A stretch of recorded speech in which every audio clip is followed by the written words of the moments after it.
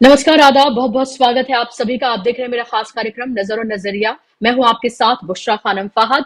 कल आपके सामने हाजिर नहीं हो पाई, इसीलिए आज आप सभी को ईद की मुबारकबाद भी पेश करती हूँ। आप सभी को ईद बहुत बहुत मुबारक।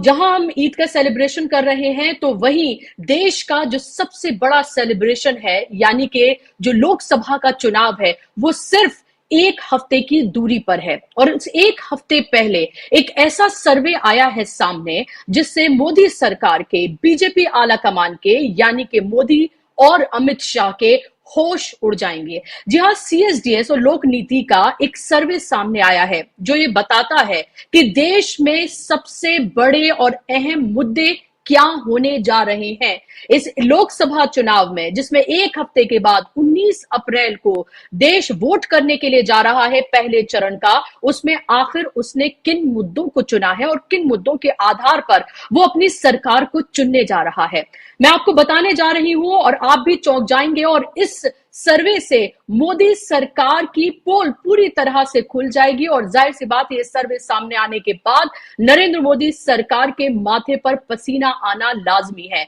क्योंकि 71% लोग ये मानते हैं कि देश में महंगाई सबसे अहम मुद्दा है। उसके अलावा मैं आपको ये बताऊं कि 62% लोग ये मानते हैं कि उनको दरअसल नौकरी मिलने में बहुत मुश्किलों का सामना करना पड़ रहा है इस नरेंद्र मोदी सरकार में। और 55% लोग ये मानते हैं कि भ्रष्टाचार एक बड़ा और अहम मुद्दा है, जिस भ्रष्टाचार को लेकर पूरे 10 साल से और लगातार नरेंद्र मोदी सरकार मुद्दा बनाती रही है। आपको पता है, अभी भी अपने भाषणों से सबसे पहले अगर वो किसी चीज की बात करते हैं तो वो है भ्रष्टाचार। लेकिन इस भ्रष्टाचार की लड़ाई की कलई पूरी तरह से खुल गई है, मोदी सरकार की पोल पूरी तरह से खुल गई है, जब से इलेक्टोरल बॉन्ड का जो स्कैम है, जिसको विपक्ष एक्सटॉर्शन और चंदे का धंधा बता रहा है, वो सामने आया है। और उसके साथ साथ तमाम भ्रष्टाचारियों को पार्टी में ना सिर्फ सम्मिलित किया है बीजेपी ने, बल्कि टिकट देकर लोकसभा चुनाव के मैदान में उतारा है। जो सबसे महत्वपूर्ण बात अभी जो मैं आपको बताने जा रही हूं सर्वे की, वो आपको ये बताएगी कि जो तमाम मुद्दे नरेंद्र मोदी को लग रहे थे, उनकी बिना पर उनको वोट मिलेगा और एक बार फिर से वो सत्ता पर काबिज होंगे, वो मुद्दे दरअसल लोगों के लिए मुद्दे हैं ही नहीं। जिन लोग को जो मुद्दे प्रभावित कर रहे हैं, उनमें 27% बेरोजगारी है, 23% महंगाई है, 8%, जी हाँ गौर से सुनिएगा, 8% सिर्फ राम मंदिर का मुद्दा है। 2% लोग हिंदुत्व को मुद्दा मानते हैं और 2% लोग भारत की जो अंतर्राष्ट्रीय छवि है, यानी कि अगर सीधे तौर पर मैं कहूं कि नरेंद्र मोदी की जो विश्व गुरु की छवि का एक जो बबल तैयार किया गया है, जो लगातार ये कहा जाता है कि मोदी जी ने तो वॉर रुकवा दी, वो तो आपने देखा ही होगा, वो सिर्फ 2% लोग मानते हैं कि वो कोई मुद्दा है। यानी कि नरेंद्र मोदी का जो कोर वोट बैंक है, जिस पर वो लगातार रिलाय करते आए हैं, जो कुछ भी हो उनको वोट करता है, वो तक वोट बैंक ये मानता है कि ना तो राम मंदिर कोई मुद्दा है, ना ही हिंदुत्व कोई मुद्दा है, ना ही नरेंद्र मोदी की जो अंतर्राष्ट्रीय छवि है वो कोई मुद्दा है। उसको भी ये लगता है कि महंगाई सबसे बड़ा मुद्दा है, बेरोजगारी सबसे बड़ा मुद्दा है और भ्रष्टाचार सबसे बड़ा मुद्दा है। और इन्हीं मुद्दों पर वोट करने जा रही है जनता, जिसको विपक्ष लगातार उठा रही है, जिसको विपक्ष लगातार मुद्दा बना रही है। आपको पता ही है कि लगातार राहुल गांधी जो रैलियां कर रहे हैं और जो कांग्रेस का घोषणा पत्र आया है, उसमें जिस तरह के वादे किए गए हैं, वो जाहिर सी बात ये बताते हैं कि लोगों की नफ्स को राहुल गांधी ने और कांग्रेस ने बहुत अच्छे से परखा और जाना है। और राहुल गांधी की भारत जोड़ो न्याय यात्रा के बाद जिस तरह से लोगों से उन्होंने संवाद किया है, तो उन्हें पता है कि लोगों की नब्ज को उनको पकड़ा है, पता है कि लोगों के मुद्दे क्या हैं। बेरोजगारी, महंगाई, भ्रष्टाचार, ये लोगों के मुद्दे हैं, ना कि हिंदुत्व के नाम पर लोगों को बेवकूफ बनाना, ना कि राम मंदिर के नाम पर लोगों का वोट लेना, और ना ही नरेंद्र मोदी की अंतर्राष्ट्रीय छवि का कोई असर होता हुआ नजर आ रहा है। और उसके साथ साथ आप ये देखें कि आपको पता ही है कि नरेंद्र मोदी लगातार अब रैलियों पर रैली कर रहे हैं। जम्मू कश्मीर में वो मौजूद थे और वहां पर इससे आप ये अंदाजा लगाइए कि कितने नर्वस है नरेंद्र मोदी और अमित शाह, कि नरेंद्र मोदी लोकसभा के चुनाव में, जो कि देश का सबसे बड़ा चुनाव है, जहां आप ये चुनने जा रहे हैं कि अगले 5 साल देश कैसे चलने जा रहा है, आपके घर में खाना आएगा कि नहीं, नौकरी मिलेगी या नहीं, ये आप डिसाइड करने के लिए जा रहे हैं। बेहतर शिक्षा मिलेगी कि नहीं अपने बच्चों को। नरेंद्र मोदी क्या कह रहे हैं?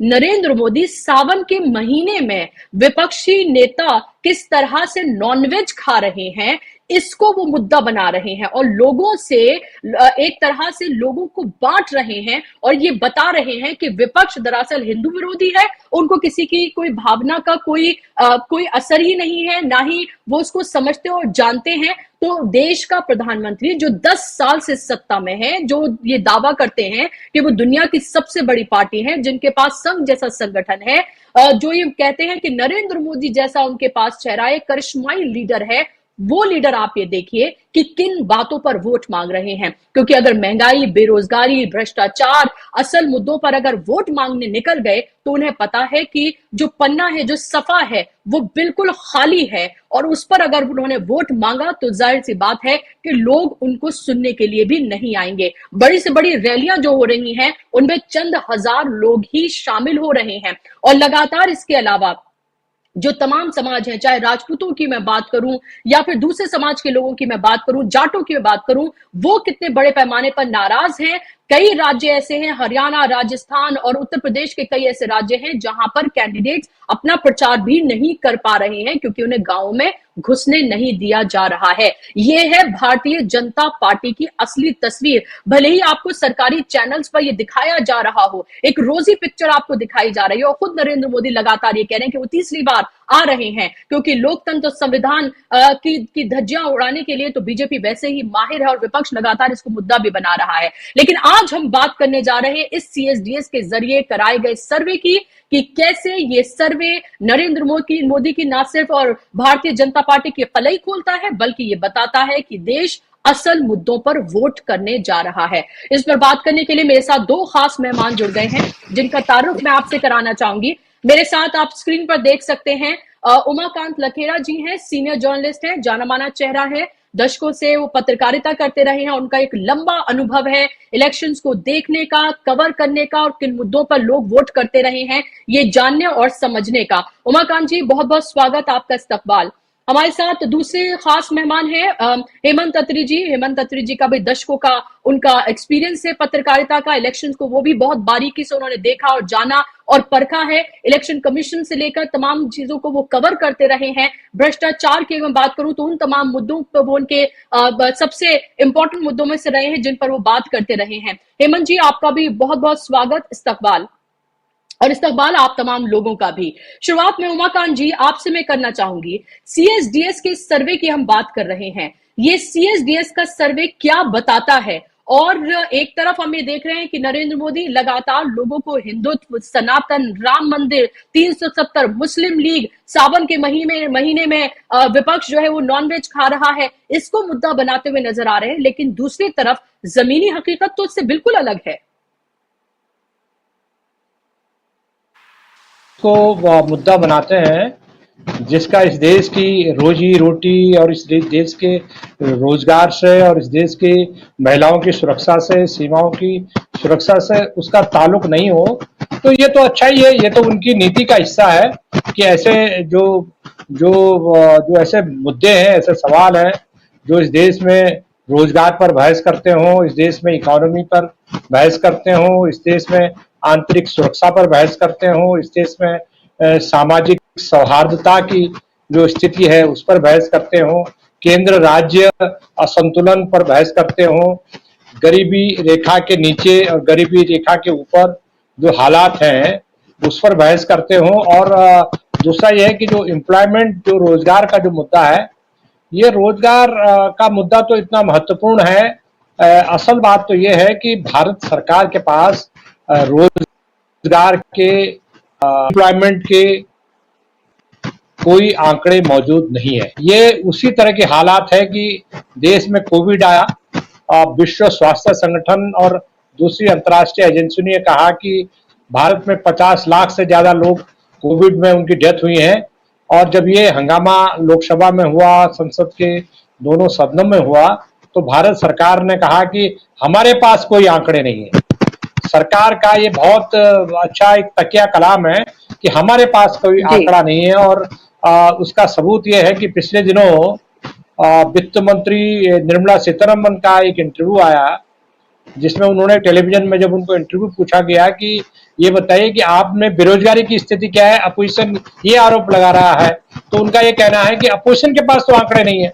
तो सवाल ये है कि आंकड़े जो होते हैं ये सरकार के आंकड़े कहाँ हैं? अगर सरकार के पास आंकड़े तो सरकार अपने आंकड़े पेश क्यों नहीं करती? तो असलियत यह है कि सरकार को इन आंकड़ों से बेरोजगार कितने हैं, कितने लोगों को रोजगार देना है, कितने लोग ग्रेजुएट कर चुके हैं, कितने लोग स्किल हो चुके हैं। अभी तो ये है ना कि अभी रिपोर्ट आई थी ना कि आईआईटी बम्बई के अभी वहां मोर देन 50% छात्रों को तो एम्प्लॉयमेंट ही नहीं मिला, जबकि वो कैंपस में ही उनको साल पूरा होता था उससे पहले उनके एम्प्लॉयमेंट मिल जाता था। तो जो हाईली स्किल्ड जो जॉब है, जो हाईली स्किल्ड जॉब है, वहां एम्प्लॉयमेंट की डिग्रेशन हो गया है। और अभी तो ये जो दिल्ली से लगा हुआ हरियाणा है, दूसरे राज्य हैं, उत्तराखंड है, जहां बिहार है, और जो दूसरे राज्य यूपी, जहां बहुत ज्यादा अनएम्प्लॉयमेंट है, वहां से तो यूक्रेन और फौज में भर्ती होने के लिए लोगों को भेजा गया। हरियाणा सरकार ने तो कंट्रोल रूम खोला हुआ है कि लोग जो है यहाँ अपना रजिस्ट्रेशन कराएं, क्योंकि अब सवाल ये है कि इतनी विस्फोटक स्थिति बेरोजगारी की हो गई है कि लोग कह रहे हैं कि मरना वैसे भी है, या तो आत्महत्या करनी पड़ेगी, रोजगार तो है नहीं, ये तो आत्महत्या करनी पड़ेगी। और जब मरना ही है तो युद्ध लड़के मरेंगे, मर जाएंगे तो कुछ, अगर जिंदा रहे तो वापस आ जाएंगे, मर जाए तो घर वालों को कुछ तो मुआवजा मिलेगा मौत का, वैसे जिंदा रह के करना क्या है। ऐसी स्थिति जब आ गई है देश में, तो ये स्थिति, मुझे लग रहा है कि इन स्थितियों से निकलने का जो रास्ता, अगर मोदी सरकार से अच्छा कोई रास्ता ढूंढ नहीं सकता। अगर कोई मोदी सरकार के अलावा कोई दूसरा कोई गवर्नमेंट होती, दूसरी पार्टी की गवर्नमेंट होती, तो वो मीटिंग्स करती, बैठक बुलाती, राज्यों, स्टेट और सेंट्रल गवर्नमेंट की बैठक बुलाती, उन विभागों की बैठक बुलाती जो एम्प्लॉयमेंट जनरेट कर सकते हैं। तो इसकी तो जरूरत नहीं है भारतीय जनता पार्टी को, क्योंकि भारतीय जनता पार्टी का ये कहना है कि इससे कोई वोट नहीं मिलते हैं। उनको वोट जो है नारे लगाने से, और जितना अनएम्प्लॉयड यूथ है, वो तो व्हाट्सएप इंडस्ट्री में काफी लोगों को सुना इन्होंने रोजगार दे रखा है। तो वो कब तक वो व्हाट्सएप इंडस्ट्री चलेगी, क्या चलेगी? तो लोकनीति, हिंदू लोकनीति का जो सीडीएस से हिंदू अखबार में जो छपा है, मुझे लग रहा है कि वो एक आई ओपनर है। वो तो एक सर्वे है, और वो एक छोटा सा, उसको कहते हैं ना, एक छोटा सा बूंद है वो। ये पूरा रेगिस्तान में एक बूंद है। हालत बहुत खराब है, किसानों की हालत बहुत खराब है। ग्रामीण जो रोजगार है, जो मनरेगा का रोजगार, मनरेगा में जो एम्प्लॉयमेंट मिलता था, शहरों से गांव की ओर पलायन हो रहा है। ये अच्छी बात है कि पलायन हो रहा है, लेकिन वो मजदूरी करने के लिए अगर शहर से अपने गांव में वही मजदूरी जो शहर में वो करता था उससे कम मजदूरी के लिए अगर वो अपने गांव में मनरेगा करने के लिए अपने गांव में पलायन कर रहा है, तो इससे बड़ी वर्स्ट सिचुएशन मुझे नहीं लगता कि कोई देश के लिए कुछ हो सकती है, ऐसा मैं मानता हूँ। जी जी बिल्कुल। मैं आपके पास लौट रही हूँ उमाकांत जी। हेमंत जी, आप इस सर्वे को जब देखते हैं तो आपको क्या लग रहा है, देश असल मुद्दों पर क्या वोट करने जा रहा है?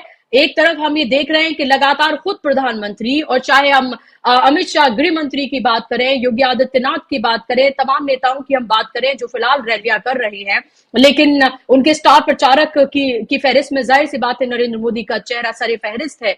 तो वो जब इस तरह के मुद्दे उठाएं कि वो सावन के महीने में विपक्ष के नेता क्या खा रहे हैं, अगर उसको एक चुनावी रैली से वो कहें, यानी कि अगर ग्राम पंचायत का भी कोई इलेक्शन हो रहा होता है तो वहां पर भी लोग पानी और इन बेसिक मुद्दों पर जो है वो वोट कर रहे होते हैं। ये तो देश का सबसे बड़ा इलेक्शन है। 10 साल वो सत्ता में रहे हैं, 10 साल सत्ता में रहने के बाद देखिए किस तरह से लोगों को भ्रमित कर रहे हैं, लेकिन जमीनी हकीकत तो कुछ और बता रही है। ये सर्वे तो पूरी तरीके से कलई खोल रहा है। ये सर्वे तो बता रहा है लोग किन मुद्दों पर वोट करने जा रहे हैं। जो है वो एक बहुत ही प्रोफेशनल संस्था है और इस काम की माहिर है। वो ये काम वो आज से नहीं कर रही है, वो दशकों से ये काम कर रही है। उनके पास सब्जेक्ट स्पेशलिस्ट, एक्सपर्ट्स, उनके पास सवाल पूछने का तरीका, तहजीब और किस तरीके से पूरे मूड को सेंस किया जाता है, वो सारी टेक्निक और समझ सीएसडीएस के पास है। जिस तरीके के आउटकम आए हैं, बेशक ये सैंपल सर्वे थोड़ा है, 12-13 हजार का सैंपल सर्वे है। लेकिन अगर ब्रॉडली इसको देखेंगे आप, तो सारे के सारे वर्गों को, सभी क्षेत्रों को, अधिकांश राज्यों को, ग्रामीण शहरी को, असवर्ण, हिंदू, मुस्लिम, सब तरह के वर्गों को इसमें सम्मिलित किया गया है। एक सैंपल सर्वे जो जिसको हम कहते हैं, और एक ये कंक्रीट आइडिया देता है देश का मूड क्या है, देश में किस तरह की फीलिंग है, जिस फीलिंग से आज हम सारे देश को महरूम किया जा चुका है पिछले 9.5 साल में मुख्यधारा के मीडिया के द्वारा। पहली बात तो वो इस तरह का सर्वे नहीं करते, और सर्वे करते हैं तो उसको मैनिपुलेट करते हैं।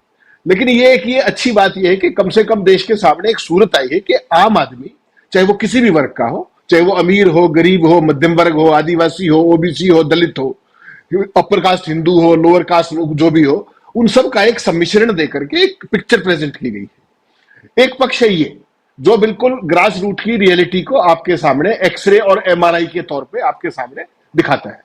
दूसरा पक्ष वो है जो भारतीय जनता पार्टी और नरेंद्र मोदी जी कर रहे हैं।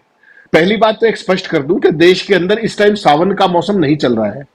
सावन जून और जुलाई के अंदर आएगा, 22 जुलाई के आसपास बारिश के मौसम में सावन आता है। ये कोई सावन का वो नहीं है। लेकिन प्रधानमंत्री जो कुछ कहते वही सत्य है उनके भक्तों के लिए। अब जो सवाल जो आपने बुशरा जी किया कि देश की स्थिति है क्या एक्चुअल में, भारतीय जनता पार्टी और आरएसएस की जो मूल ट्रेनिंग है उसका एक सबसे स्वर्णिम पक्ष ये है कि कोई भी जो असली मुद्दा है उसकी तरफ बात ही नहीं करनी, उस पर चर्चा ही नहीं करनी, उस पर कोई संवाद ही नहीं करना, और उसको मुद्दा ही नहीं बनने देना, और वो बन जाए तो उसको स्वीकार नहीं करना। नैरेटिव को चेंज कर देना है। और वो नैरेटिव चेंज कैसे किया जाता है, जैसा आपने इंट्रोडक्शन में जिक्र किया, लखेड़ा साहब ने कहा कि कोई भी मुद्दे की बात करनी ही नहीं है। विश्व गुरु बन गए जाकर के, अपना लद्दाख के अंदर तो संभाला नहीं जाता, जाके अरुणाचल तो संभाला नहीं जा रहा। और रक्षा मंत्री कितनी शर्मनिरपेक्षता के साथ अरुणाचल में क्या कह रहे थे कि अब भारत घुस में घर में घुस के मारता है। मोदी जी जम्मू कश्मीर में जाके क्या कह रहे थे, घर में घुस के मारता है। आप लद्दाख के लोग जो हमारे समाज सेवी और कल तक मोदी जी के ही समर्थक थे, वांगचुक साहब, उन्होंने क्या घोषणा की कि साहब हम 7 तारीख को 10,000 लोग बॉर्डर की तरफ जाकर के ग्राउंड रियलिटी दिखाएंगे कि चाइना हमारे यहां कितना घुस गया है। सरकार के अंदर जो अफरा तफरी मची आपने कल्पना की, 5 तारीख को ही ना केवल इंटरनेट सस्पेंड कर दिया गया, 144 धारा लागू कर दी गई, और एक तरीके से अघोषित कर्फ्यू की सूरत कर दी गई। तो किस बात से डर रही थी सरकार? आप तो घर में घुस के मारते हैं। अरुणाचल के गांवों के नाम रोज बदले जा रहे हैं। लद्दाख के अंदर सुब्रमण्यम स्वामी क्या कह रहे हैं, 4,000 किलोमीटर से ऊपर, 4,000 वर्ग किलोमीटर से ऊपर का एरिया वो कर लिया। जो बात सामने पड़ी सारे देश को दिख रही है, अमेरिकन सैटेलाइट्स दिखा रहे हैं, भारत के तमाम अखबार जो थोड़े बहुत बचे हुए हैं वो लिख रहे हैं कि ये स्थितियां हैं, और मोदी कह रहे हैं हम घर में घुस के मार रहे हैं। किसको मार रहे हो घर में घुस के? तो बेसिकली एक चीज समझनी पड़ेगी देश को कि मोदी चुनाव किस बात पे लड़ रहे हैं। 10 साल की सत्ता के बाद क्या मोदी जी ने अब तक के चुनाव प्रचार में अपनी किसी एक उपलब्धि पर वोट मांगा है? कांग्रेस को गालियां देने, विपक्ष को डिमीन करने के अलावा 10.5 साल से अब भी यही काम कर रहे हैं। 12 साल जब मुख्यमंत्री तो भी यही काम करते थे। उन्होंने क्या किया एज सीएम, उन्होंने क्या किया एज पीएम? अगर उनके नैरेटिव का ये मुद्दा हो तो आप बता दीजिए कि किस बात पे वोट मांग रहे हो। आज 12 तारीख है, पहले दौर का चुनाव होने वाला है। कांग्रेस पार्टी ने 5 तारीख को अपना घोषणा पत्र जारी किया था। उस घोषणा पत्र के अंदर हिंदू या मुस्लिम शब्द का जिक्र नहीं है। 48 पेज में आप पढ़ लीजिए, इंग्लिश में 45 पेजेस का है, हिंदी में 48 पेज का है। हिंदू मुस्लिम और धर्म का कोई जिक्र नहीं है। और मोदी जी को उसमें क्या नजर आया इसमें कि ये किसका, मुस्लिम लीग का है। मुस्लिम लीग की मित्रता किससे थी? जब पूरा देश आजादी की लड़ाई लड़ रहा था, 3 राज्यों के अंदर मुस्लिम लीग के साथ सरकार कौन चला रहा था? मोदी जी के पुरखे।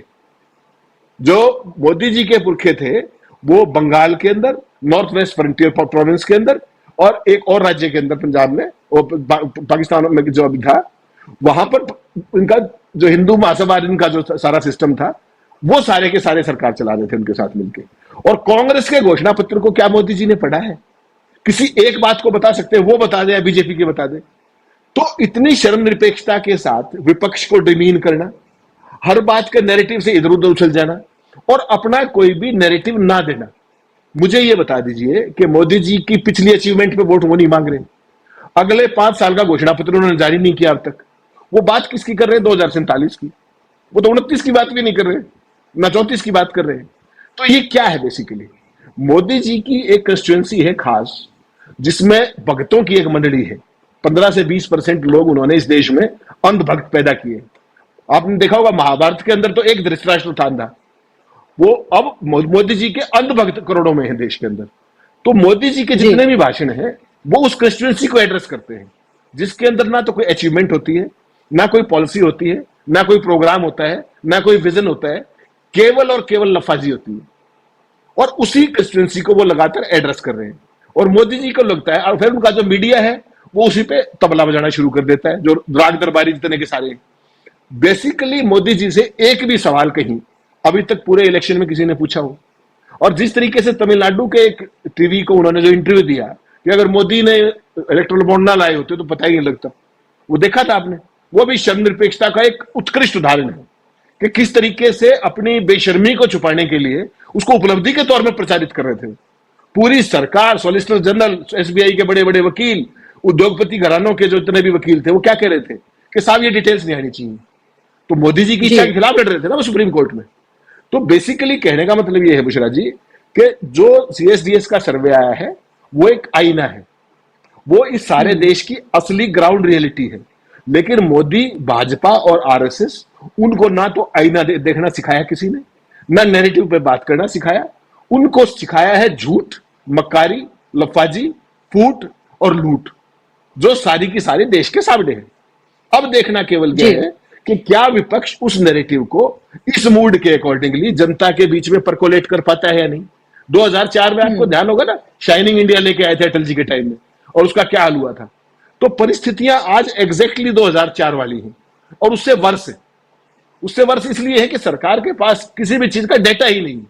वित्त मंत्री कहती हैं कि देश में बेरोजगारी का आंकड़ा विपक्ष के पास ठीक नहीं है। आंकड़े किसके पास होने चाहिए, सरकार के पास या विपक्ष के पास? मतलब कमाल की चीज है। निर्मला सीतारमण तर्क की बजाय हमेशा ही कुतर्क पे क्यों भरोसा करती है? प्याज के रेट की बात करो तो कहती है मैं प्याज नहीं खाती। कोई भी सवाल कर लीजिए उनसे। तो ये अकेला निर्मला सीतारमण का विषय नहीं है।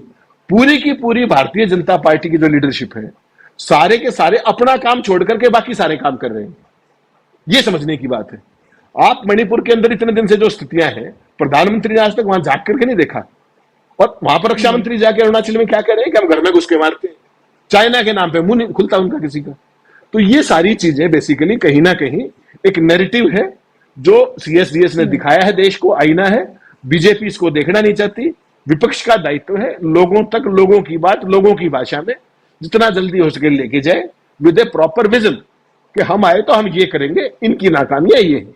That is the only way. Otherwise BJP ने सारे का सारा नैरेटिव हाईजैक कर रखा है गोदी मीडिया के थ्रू और बाकी सारे सिस्टम के थ्रू।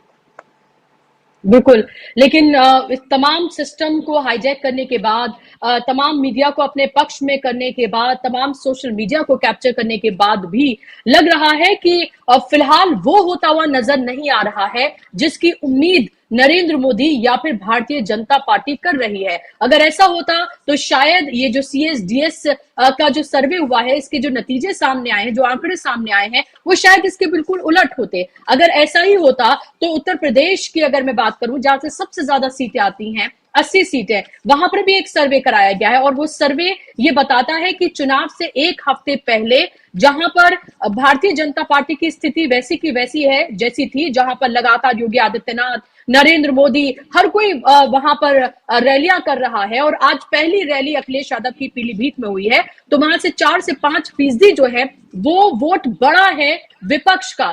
तो ये दिखाता है कि एक तरफ तमाम ताकत झोंकने के बावजूद भी वो हासिल नहीं हो रहा है जो भारतीय जनता पार्टी, नरेंद्र मोदी, अमित शाह हासिल करना चाहते हैं। आपसे मेरा सवाल यह है उमाकांत जी कि अभी इलेक्शन में चंद ही दिन बचे हैं जब पहले फेज की वोटिंग करने जा रहे हैं। आप चुनाव की दिशा और दशा को किस तरफ जाते हुए आप देख रहे हैं? कांग्रेस का मैनिफेस्टो आया है, समाजवादी पार्टी का मैनिफेस्टो आ गया है, चंद दिन बचे हैं, लेकिन अभी तक भारतीय जनता पार्टी का मैनिफेस्टो कब आएगा इसकी कोई सुगबुगाहट भी नहीं है। लोगों के सामने एक रोड मैप कांग्रेस ने सामने रख दिया है, और ना सिर्फ सामने रखा है बल्कि लगातार राहुल गांधी के पास, कांग्रेस के पास हजारों की तादाद में ईमेल्स आ रहे हैं। उन ईमेल्स को वो पढ़ रहे हैं, उन सुझावों को वो पढ़ रहे हैं और लोगों के सवालों का जवाब भी दे रहे हैं, यानी कि सीधे तौर पर वो जनता से मुखातिब हो रहे हैं। आप अभी की स्थिति को कैसे देख रहे हैं, कैसे आंक रहे हैं? किधर जाता हुआ दिख रहा है आपको ये लोकसभा का चुनाव? देखिए, एक तो भारतीय जनता पार्टी का आपने सवाल पूछा कि भारतीय जनता पार्टी ने मैनिफेस्टो जारी किए नहीं किया। देखिए, भारतीय जनता पार्टी को अगर उसकी अनिवार्यता अगर नहीं होती तो वो उसको मैनिफेस्टो की जरूरत नहीं होती। उसका वो कहती है विश्व की सबसे बड़ी पार्टी है और उसको 23 करोड़ वोट मिले हैं 2019 के लोकसभा चुनाव में।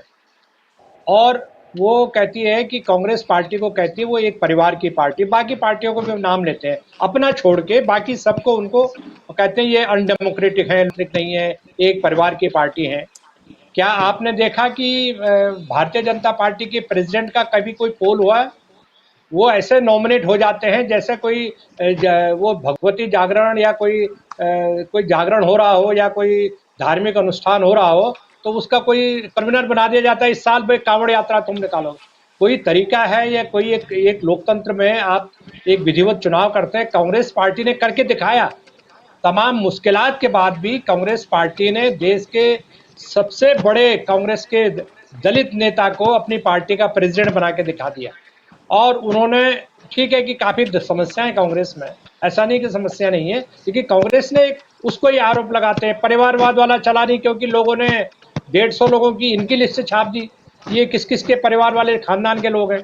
तीसरी बात आपने कहा कि वही परसेप्शन क्या है। देखिए, मेरा ये मानना है कि लोकसभा का जो चुनाव होता है वो ओवरऑल एक परसेप्शन पर लड़ा जाता है।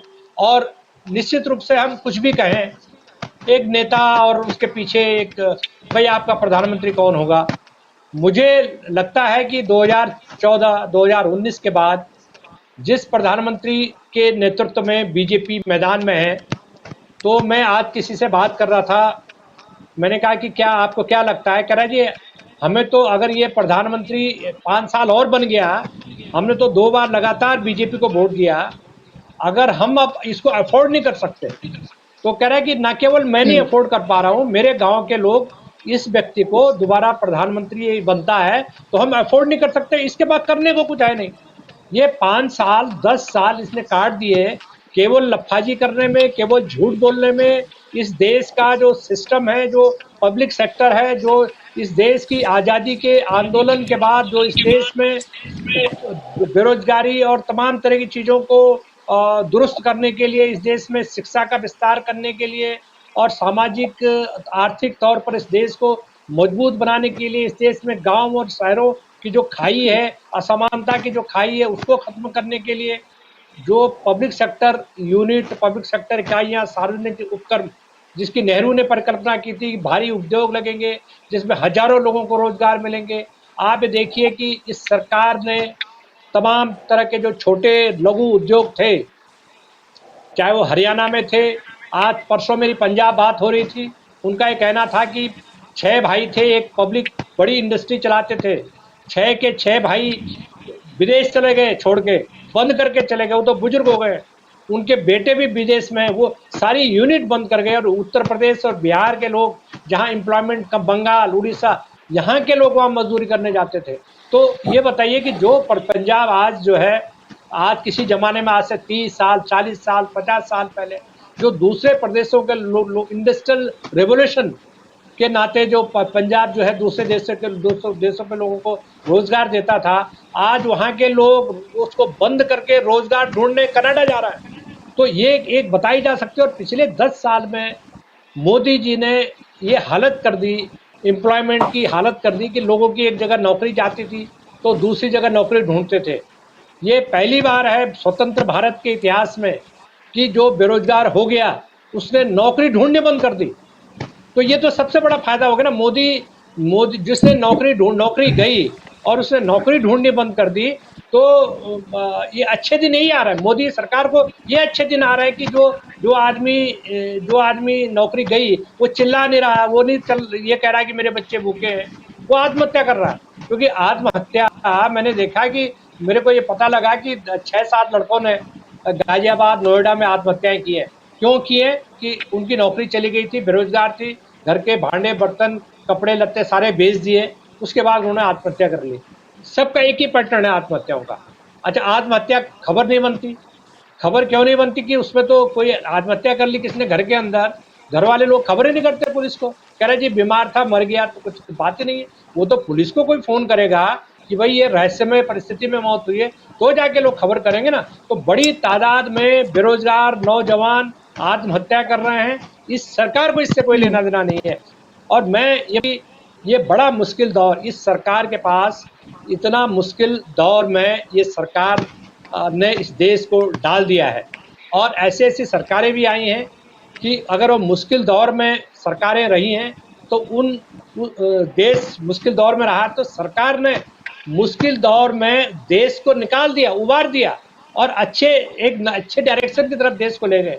मोदी अकेले प्रधानमंत्री हैं जो तमाशा देख रहे हैं, जो किम करने पे विमूढ़ की स्थिति में हैं, जो रोजगार पर चर्चा नहीं करना चाहते, जो उन तमाम मुद्दों पर चर्चा नहीं करना चाहते जो इस देश के लोगों के जिंदा रहने के अधिकार से सीधा जुड़ा हुआ है। और दूसरा जो सवाल है कि ये जो कल इनका भाषण था ऋषिकेश में, मेरा घर ऋषिकेश के पास है और ऋषिकेश में मेरी पढ़ाई हुई है, तो मेरी खास नज़र थी उनके भाषण पर। तो उन्होंने एक सुनाया कि बहुत साल पहले मैं अमेरिका गया और मैं किसी दूर इलाके में गया, वहाँ मैं वेजिटेरियन खाना ढूंढ रहा था और एक दुकान में गया, एक अमेरिकन दुकान चला रहे थे और वहाँ मैंने कहा ये बताइए ये इस देश की समस्या वेजिटेरियन खाना है? इस देश की समस्या है रोजी रोटी और जिंदा रहने का अधिकार। आपने 5 मिनट इस किस्सा सुनाने पर एक पब्लिक रैली आपने लगाए, इससे देश को आप क्या संदेश देना चाहते हैं कि आप वेजिटेरियन हैं? आपके वेजिटेरियन से देश का क्या लेना देना? आपके वेजिटेरियन होने से देश में जो भूखे लोग हैं, जो नंगे हैं, जो भूखे हैं, जिनकी रोजी रोटी का पता नहीं है, वो है। और दूसरी बात यह है कि आप जिस धरती पर जा रहे हैं उत्तराखंड की, वहां पर 90% जो पूरे देश से सबसे ज्यादा बेरोजगारी है, 95% बेरोजगार है वहां पर। हर घर में 4 लोग बेरोजगार हैं, लिखे पढ़े MA BEd PhD बेरोजगार लड़के पड़े हुए गांव में, कोई रोजगार का साधन नहीं है। उनको मोदी जी कह रहे हैं कि यहाँ पर्यटन होगा और यहाँ ढाबे खोल सकते हैं नौजवान। ये बताइए कि आप जो है ऐसे लिखे पढ़े लोगों को, नौजवानों को आप ढाबा खोलने के लिए कौन सा आप विश्वगुरु की बात बता रहे हैं? कौन सा आप देश को 21वीं सदी में ले जाने की बात कर रहे हैं? अगर उनको ढाबा खोलना होता तो उन्होंने पढ़ाई लिखाई क्यों की? उन्होंने PhD क्यों की? उन्होंने, और दूसरा आपने अग्निवीर बंद कर दिया। पूरा रेजिमेंट है राजस्थान में, हरियाणा में, हिमाचल प्रदेश में, उत्तराखंड में, जहां हर तीसरा आदमी, हर परिवार का हर दूसरे परिवार का आदमी फौज में, वहां आपने लोगों के जो सहारा होता था फौज की नौकरी, वो छीन लिया। वहां आप जुमलेबाजी कर रहे हैं। ऋषिकेश में जहां पर इनकी रैली हुई, वहां अंकिता भंडारी जो 19 साल की लड़की, जिसका पिछले साल RSS और BJP के नेता के लड़कों ने मर्डर किया, वहां पर उनके लोगों ने शब्द तक नहीं लिया। आंदोलन हुआ, जिन्होंने कहा कि हम ज्ञापन दे रहे जा रहे हैं नरेंद्र मोदी को, जिन लड़कों ने कहा, उनको अरेस्ट कर लिया सुबह सुबह जाकर के पुलिस ने। तो आप ये बताइए कि जो कहने की आज़ादी है, बोलने की आज़ादी है, अभिव्यक्ति की जो आज़ादी है, मीडिया आपने खरीदा हुआ है। कोई मीडिया आपके अलावा किसी की बात नहीं छापता, असहमति की कोई बात नहीं छापता। तो इस देश में मुझे लग रहा है कि ये चुनाव है, बहुत निर्णायक चुनाव है। और इस देश में मुझे ऐसा लगता है कि एक तरफ भारत की जनता है और एक तरफ भारतीय जनता पार्टी है। अगर वो भारतीय पार्टी कहती है कि हम चुनाव जीतेंगे और हर हालत में चुनाव जीतेंगे, चाहे हमें जो कुछ करना पड़े, तो इसका मतलब ये है कि वो भारत की जनता का मजाक उड़ा रहे हैं, भारत की जनता का माखौल उड़ा रहे हैं, ऐसा मैं मानता हूँ। जी बिल्कुल। और जाहिर सी बात है, महत्वपूर्ण बातें हैं काफी। लेकिन हेमंत जी, मैं फिर से जो सर्वे हुआ है, उसके जो आंकड़े आए हैं, उनकी तरफ आपका ध्यान केंद्रित कराना चाहूंगी। इसमें सबसे महत्वपूर्ण बात जो सामने निकल कर आई है, एक तो भ्रष्टाचार, जिसको लगातार विपक्ष एक मुद्दा बनाता रहा, जिसको नरेंद्र मोदी अपने भाषणों की शुरुआत ही भ्रष्टाचार और परिवारवाद से करते हैं, लेकिन उसकी कलई खुल गई है। जिस तरह से इलेक्टोरल बॉन्ड का मसला सामने आया है और उसके साथ साथ तमाम भ्रष्टाचारियों को जिस तरह से उन्होंने अपनी पार्टी में सम्मिलित किया है, उसकी कलई खुल गई है। और 55% लोग ये मानते हैं कि नरेंद्र मोदी की सरकार में भ्रष्टाचार बढ़ा है। एक आप ये देखिए कितना बड़ा आंकड़ा है जो ये कहता है कि यानी कि भ्रष्टाचार की जो लड़ाई है नरेंद्र मोदी की, ये पूरी तरीके से खोखली है। दूसरी महत्वपूर्ण बात कि जिस राम मंदिर को लगातार मुद्दा बना रहे हैं और लगातार उसके नाम पर वोट मांग रहे हैं, मजहब के नाम पर, वो उसको सिर्फ 8% लोग मानते हैं कि वो मुद्दा है, 2% लोग सिर्फ मानते हैं कि हिंदुत्व कोई मुद्दा है, और 2% लोग ये मानते हैं कि मोदी जी की जो विश्व गुरु की छवि है वो 2% लोग मानते हैं वो मुद्दा है। तो आप इन आंकड़ों को कैसे देखते हैं हेमंत जी? आपको नहीं लगता कि जिसकी बात लगातार नरेंद्र मोदी अपने मंचों से कर रहे हैं उसको तो लोग मुद्दा ही नहीं मानते हैं? आप जिन मुद्दों पर लोगों को बेवकूफ बनाकर उनकी वोटों की ठगी करने का प्लान कर रहे हैं वो तो लोग कोई मुद्दा मानते ही नहीं है, अगर इस छोटे से सैंपल को भी लोगों के सामने रखे तो। नहीं बुशरा जी, इसीलिए नहीं मानते ना। मोदी जी बेसिकली क्या है, उनकी पूरी की पूरी फिलॉसफी है जो, वो यही है कि किसी काम की बात करनी ही नहीं। जो मेरे मन में आएगा, जो मुझे ठीक लगेगा, जिससे मैं पोलराइजेशन कर सकता हूं, जिससे मैं लोगों को ठग सकता हूं, जिससे मैं लोगों को बेवकूफ बना सकता हूं, जिससे मैं लोगों का ध्यान भटका सकता हूं, वो सारे काम वो करते हैं। और ये उनकी बेसिक ट्रेनिंग का एक मेन यूएसपी है। जो आपने बात की बेरोजगारी, अगर प्रधानमंत्री ने आज तक किसी भी मंच पर, जब पूरा चुनाव कैंपेन है उससे पहले भी, बेरोजगारी का तो उन्होंने मुद्दा ही टच ही करना बंद कर दिया। ना तो वो ये बताते कि मैं अगली बार आया तो कितने, शुरू में अगर आपको ध्यान हो 2014 में तो 2 करोड़ रोजगार की बात तो करते थे कम से कम। उसके बाद तो वो रोजगार कितने दे दिए, ना तो ये बताते हैं, ना आगे रोजगार का मैप क्या है, रोड मैप है, ना वो उसका बताते हैं। महंगाई की बात केवल विपक्ष के लिए थी। अपने शासनकाल में विपक्ष की क्या, जो उसकी जो महंगाई की हालत है उसका वो जिक्र कभी करते ही नहीं। आप ये बताइए, जो जो आम आदमी से जुड़े हुए मुद्दे हैं, रोटी का मुद्दा जो है, रोजगार का जो मुद्दा है, महंगाई का जो मुद्दा है, व्यापार का जो मुद्दा है, जितनी भी चीजें हैं, किसी भी एक जन सापेक्ष मुद्दे पर प्रधानमंत्री जी कभी कोई शब्द क्यों नहीं बोलते हैं? उसका कारण यह है कि उनकी स्लेट खाली है, उनके पास बताने के लिए कुछ नहीं है। उनके पास केवल 2 ही चीजें हैं, विपक्ष को गरियाना, विपक्ष को जलील करना, डिमीन करना, अपना एक राग गाना, अलग राग अलापना, जिसका आम आदमी से कोई सरोकार नहीं है, और उसी को मीडिया लगातार जी उसी को हेमंत जी यहाँ पर एक चीज जी बिल्कुल माफ कीजिएगा, आपको यहाँ पर रोक नहीं रही हूँ, बल्कि इसमें ऐड मैं करना चाह रही हूँ कि अभी आप ये देखिए कि प्रधानमंत्री लगातार जो विपक्ष जो सवाल उठा रहा है उसके जवाब देते हुए वो नजर आ रहे हैं। यानी कि इस बार नरेंद्र मोदी और Bharatiya Janata party narrative set नहीं कर रही है, बल्कि इस बार विपक्ष नैरेटिव सेट कर रहा है और उसका जवाब देते हुए नरेंद्र मोदी नजर आ रहे हैं। और देखिए, जो विपक्ष ये कह रहा है कि लोकतंत्र और संविधान खतरे में है, संविधान खत्म हो जाएगा, लोकतंत्र खत्म हो जाएगा, ये लगातार बात विपक्ष कर रहा है। खुद सुप्रीम कोर्ट ने कहा कि कैसे लोकतंत्र की हत्या की गई, ये चंडीगढ़ चुनाव के बाद, मेयर चुनाव के बाद कहा गया था। और अब प्रधानमंत्री कह रहे हैं कि अगर बाबा साहब अंबेडकर खुद भी आ जाएं तो संविधान को खत्म नहीं कर सकते हैं। यानी कि अभी आप ये देखें कि जो विपक्ष है उनके सवालों का जवाब देते हुए नरेंद्र मोदी नजर आ रहे हैं, चाहे वो उससे कितना भी बचते हुए नजर आए। आप इसको कैसे देख रहे हैं? और अपनी बात जो आप पहले कहे थे उसको रखिए। नहीं बुशरा जी, देखिए, मोदी जी तर्क तो उनको सिखाया ही नहीं गया ना, उनकी ट्रेनिंग का हिस्सा नहीं है तर्क। उनकी ट्रेनिंग का हिस्सा कुतर्क है। किसी भी बात को तर्क के साथ, मुद्दों के साथ, फैक्ट्स के साथ, फिगर्स के साथ जवाब देना उनकी कोचिंग का हिस्सा नहीं, उनके सिलेबस में ही नहीं है। वो उनका सिलेबस है कि किसी भी सामने वाले की किसी भी सवाल का कोई जवाब मत दो, उसको डिमीन करो, मुद्दे को डिरेल करो और उससे एकदम भटका दो उसको, सारे मुद्दे को। और उसमें सबसे जो महत्वपूर्ण और निर्णायक रोल जो कर रहा है वो इस देश का जो सुपारी मीडिया है, जो लोकतंत्र की भी सुपारी लेके घूम रहा है और विपक्ष की भी सुपारी लेके घूम रहा है। उसको आप गोदी मीडिया बेशक कहते रहे। गोदी मीडिया तो वो होता है जो सिर्फ एक मोदी की बात करता रहे। ये तो मोदी का एजेंडा चला रहे हैं कि मोदी महान है, विपक्ष नकारा है।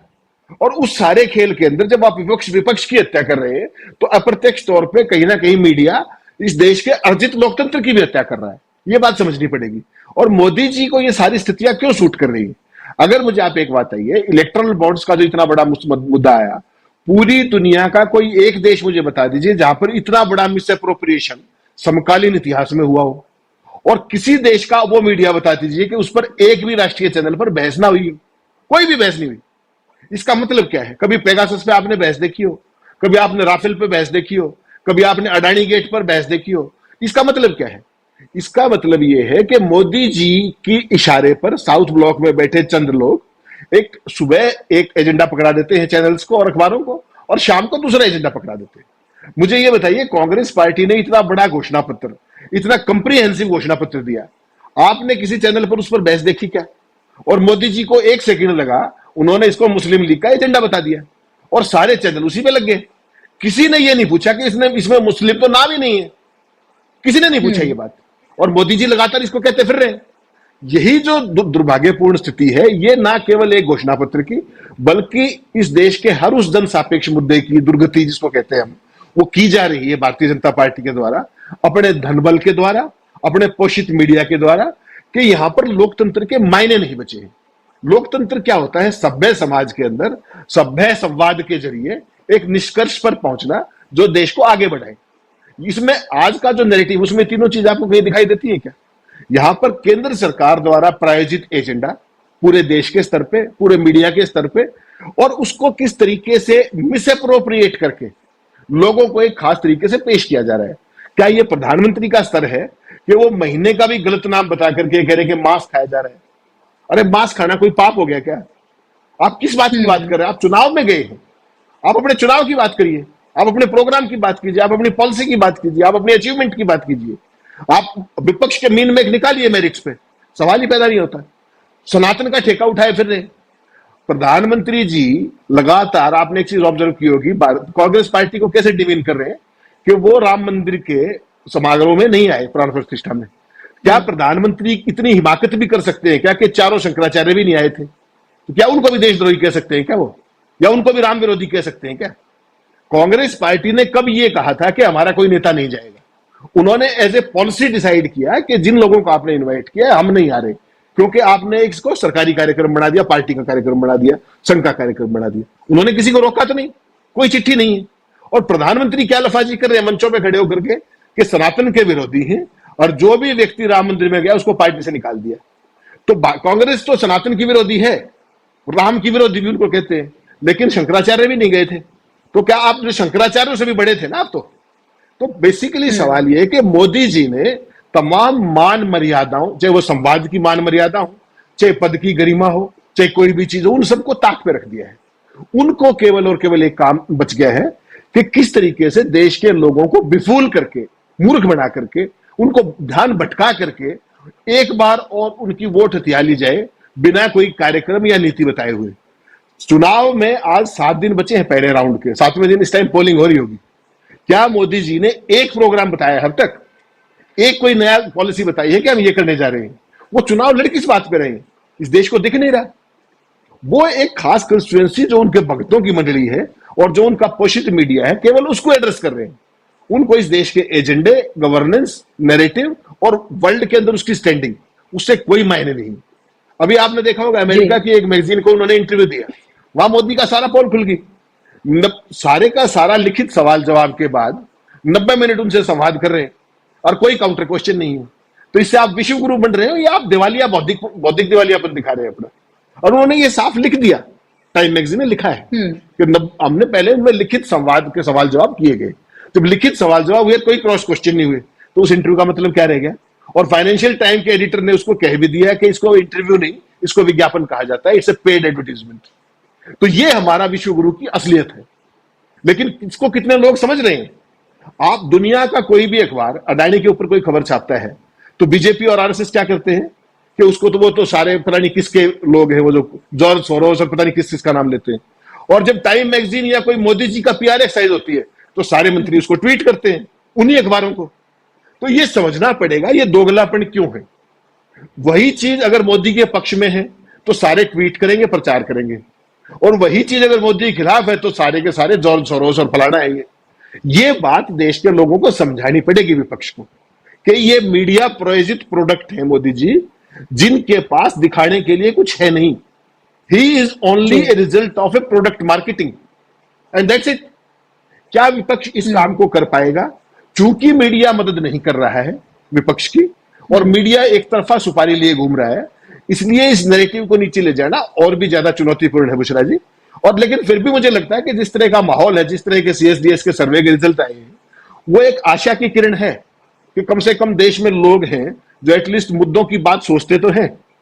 तो यही देखा जाना है कि उसके ऊपर लोग वोट कितना करते हैं, वो देखे जाने की बात है। जी, बिल्कुल। महत्वपूर्ण यही है कि वो मुद्दों को समझ रहे हैं, वो जान रहे हैं कि बेरोज़गारी, महँगाई, भ्रष्टाचार ये तमाम उनके लिए मुद्दे हैं। वो ये मान रहे हैं कि राम मंदिर, हिंदुत्व और मोदी जी की अंतर्राष्ट्रीय छवि ये कोई मुद्दा नहीं है। लेकिन क्या वाक़ई में वो इन्हीं मुद्दों पर वोट करने के लिए जा रहे हैं? जब वो बटन दबाएँगे, तो क्या वो वाक़ई में बटन जो है सत्ता के विरोध में वो दबाने जा रहे हैं या फिर कुछ और होने जा रहा है? ये देखना बेहद महत्वपूर्ण है। लेकिन अभी तक हम ये देखें तो कोई एक तरह की एक खामोशी जरूर नजर आती है, एक तरह का एक अंडर करंट नजर आता है, लेकिन कोई लहर है किसी की, इस तरह की कोई भी बात नजर नहीं आती। आप तमाम लोगों से बात करें, लगता है थोड़ा सा चुनाव, जहां हालांकि बिल्कुल चुनाव के मुहाने पर हम खड़े हैं।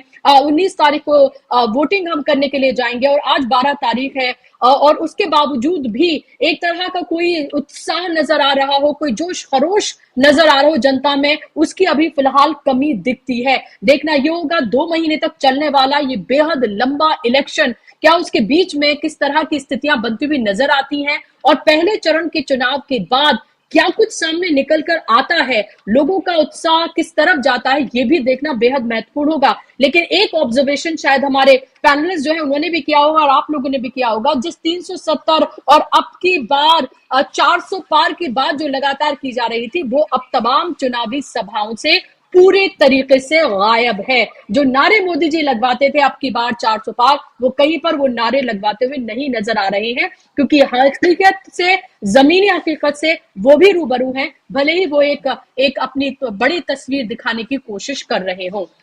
बहुत बहुत शुक्रिया आप दोनों मेहमानों का कार्यक्रम का हिस्सा बनने के लिए, अपना कीमती वक्त देने के लिए, और शुक्रिया आप तमाम दर्शकों का भी इस कार्यक्रम का हिस्सा बनने के लिए। आपसे जाते जाते मैं जरूर अपील करना चाहूंगी, क्योंकि आप लोगों के तमाम के जहन में ईवीएम को लेकर लगातार सवाल उठते रहते हैं।